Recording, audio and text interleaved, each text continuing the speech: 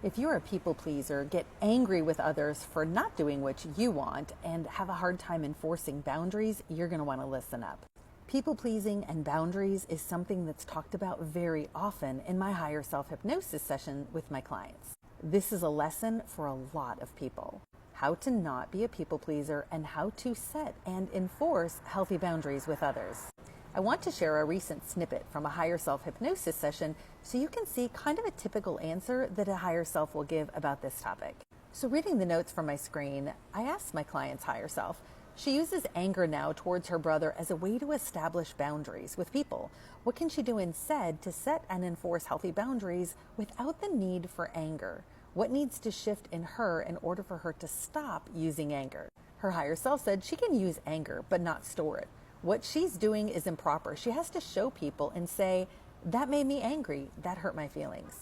She has to tell them. But instead, she takes it all in, puts up a wall, and thinks people should just know what her boundaries are. But they don't. She has a habit of trying to fix people, but that's not her job.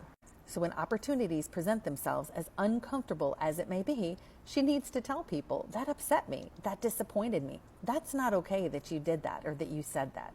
She needs to practice doing this. Look at all the uncomfortable opportunities as practice. She can say things like, I don't like that. I need you to communicate with me differently, or I need you to tell me in a different way.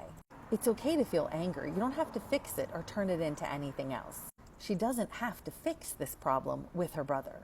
The best thing is to communicate a boundary without fixing it and without apologizing for something that you didn't do. A boundary is like a line in the sand. You're on a beach and there's other people having a wonderful day and you draw a line in the sand. You tell people, if you cross the boundary of the line in the sand, I'm going to have to leave the beach. It doesn't mean that you need to fix something. You don't have to be like, oh, look, you're close to the boundary. You set the boundary and you let the other person do what they're going to do. You already set up the rule. You leave the beach. She's trying to get people to see the boundary and doesn't set very strong ones. She will draw a line silently and not say, and then she doesn't leave the beach. She has weak boundaries. So for my next question, I asked, and like you said, it's not her responsibility for how the other person reacts to her boundary. Is that correct? Her higher self said, right. But she's always taken that on. She doesn't want to hurt other people's feelings because it hurts their feelings. She wants other people to be in joy and to have fun, but that's not what we're doing here. She is learning and they are learning. I then asked, she is learning and they are learning? Her higher self said, that's what we're doing here. That's what this is all for. We're just learning. It's not her job to teach. It's everyone else's job to learn. She thinks it's her job to help. She's so sweet and so tender. She doesn't have to do that. She should not do that. It's not for her best and highest good to do that. It doesn't help her. It sabotages what she's trying to do when she is trying too much. When she's not learning herself and setting boundaries. She has to let other people do their own thing, and she has to watch her own boundaries. I then asked, and it starts by communicating those boundaries first, right? And her higher self said, right. Just very simply though, hey, I drew a line in the sand. Then draw your line, leave it there. It's not up to her to warn people when they've come close to that boundary or when they've crossed it. They have to learn also how to respect boundaries. She cannot do that work for them. She needs to let people do that on their own. So her initial question was, how do I fix this problem between me and my brother? And her higher self said, you don't. It's not your job to fix the issue. He's learning his lessons at the same time. You drew your boundary. Now just let it be enforced. If he wants to come back around, he will. If not, then he won't. Let me give you another example from my personal life. My mother used to come over all the time and tell me how I should be parenting my children and how I should be living my life. In my mid-40s, that was not something that I wanted to hear from my mother. Not only was I an adult, but I didn't think she had handled her life so great either, and she was not the type of person I wanted to be taking parenting or life advice from. So I sat her down one day and I told her, look, if you want to come over here and be part of our lives, you have to do two things. One, don't tell me how to parent my children. Don't tell me that you think they're being lazy and what I need to do differently. You are grandma. You can come over and just be grandma. And two, don't tell me how to live my life. You already had your chance at parenting me. I'm an adult and I don't need you how to tell me to run my life. She didn't like it, but she knew I was serious and she followed the rule. She would actually catch herself sometimes and say, "Oh yeah, that's right. You don't want me telling you this or telling you that." And I'd say, "Very good. You're right. I don't." And was I prepared to tell her she couldn't come over anymore or have anything to do with us if she didn't follow the rules and obey the line I drew in the sand? You better believe it. Because if people sense that you have weak boundaries, they'll cross them again and again and again.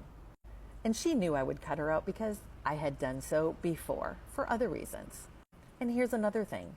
Just because someone is family or close, or society and societal rules say, "Oh, you should have a close relationship with this person, or you should allow them in your life," I don't buy into that.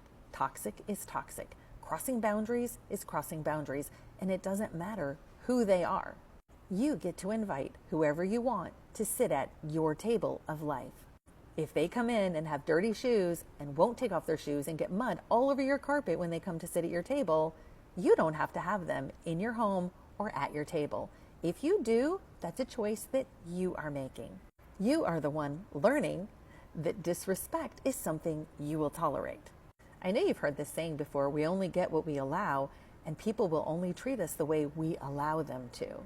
So in setting healthy boundaries, you're not only helping yourself to have more peace in your life, but you're also helping to teach the other person. You're not doing the other person any favors by allowing them to trample your boundaries. They're not learning how to respect other people's boundaries. So instead of helping them and keeping them in your life, keeping everyone happy, keeping the peace, you're actually doing yourself and them a huge disservice.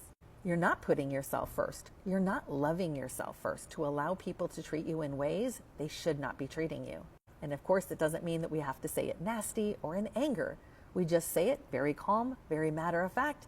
This is my boundary. If you cross it, here's the consequence. And we leave it at that. And like her higher self said, it's not up to us to remind them of the boundary or to coach them on how to adhere to the boundary so that they can stay in our lives. What they do is completely up to them. And like another cliche, let the chips fall where they may. So what about you? Are you one of the many people that I see coming in having this lesson of people pleasing or not setting healthy boundaries for yourself? And what can you do differently to bring more peace to your life and not only help yourself in your journey, but to help others as well?